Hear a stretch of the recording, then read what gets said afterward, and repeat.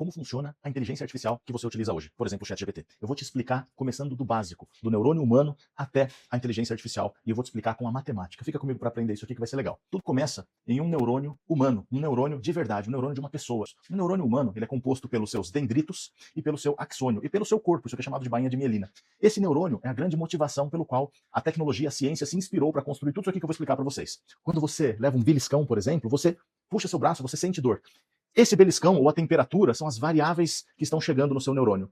Como que a gente então faz para que traduza ou copie esse modelo maravilhoso da ciência, que é o nosso neurônio, utilizando computação matemática e eletrônica? A ideia é que a gente possa somar todas essas entradas. O que são as entradas? São esses X, X1, X2, X3. O que pode ser isso aqui? Pode ser temperatura, pressão, pode ser idade, renda. Perceba, são variáveis de entrada.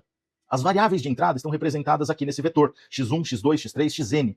Aqui depois eu tenho os pesos, que são pesos neuronais, pesos das minhas relações neuronais. Nesse caso eu tenho um único neurônio. Um único neurônio chama-se perceptron. Esse é o nome para um único neurônio dentro da computação. Tem também aqui o viés, esse viés ou bias, que é introduzido aqui nessa soma também. Aqui eu tenho o símbolo da somatória. Então eu vou somar todas as minhas variáveis de entrada, multiplicado por um valor, por uma constante, por um peso. E isso vai me dar o quê? Vou chamar de Z, que é o meu viés, mais o W1 vezes X1, mais o W2 vezes X2, ou seja, uma constante, que são os pesos, multiplicado pela variável de entrada, pelas variáveis de entrada. E a gente vai embora aqui somando isso para todas as variáveis, somando aqui também o nosso viés, o nosso bias. Dessa forma eu tenho que Z é a somatória de todos os meus pesos e todas as minhas variáveis de entrada e o meu viés. Essa etapa aqui é a entrada para o que a gente chama de função de ativação.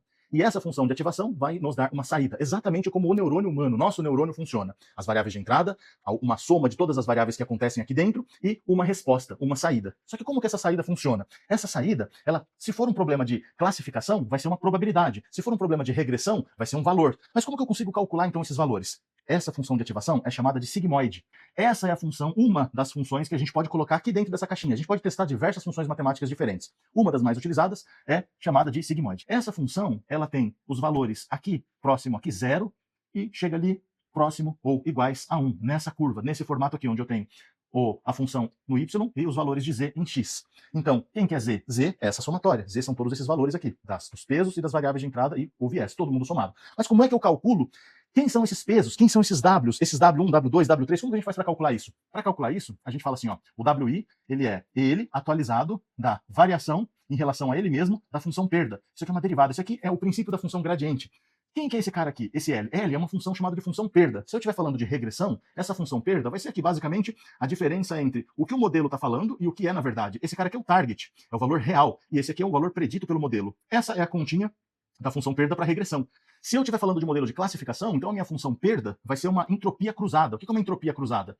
Lembra que entropia é P log de P, ou seja, a probabilidade log da probabilidade da classe? Então aqui eu tenho pro Y, e aqui cruzado com o Y modelo, esse aqui é o real, esse aqui é o predito pelo modelo, e aqui é o não evento. Esse é o evento, esse é o não evento. Não evento real, não evento predito pelo modelo. Então, entropia cruzada. Como que eu obtenho, então, os meus valores dos pesos? Eu tenho que otimizar a minha função perda. Para otimizar a minha função perda, eu vou reduzir a função perda ao máximo, minimizar a função perda, para que eu possa obter aqui os meus pesos, os meus WIs. Uma vez que eu obtenho o WI apropriado, eu consigo, então, ter uma medida de probabilidade ou uma medida de valor. Probabilidade se for a classificação e uma medida de valor se for a regressão. Esse é o primeiro vídeo de uma série de diversos vídeos que vai ser do neurônio humano até um LLM funcionando, uma inteligência artificial funcionando. Tamo junto, só alegria.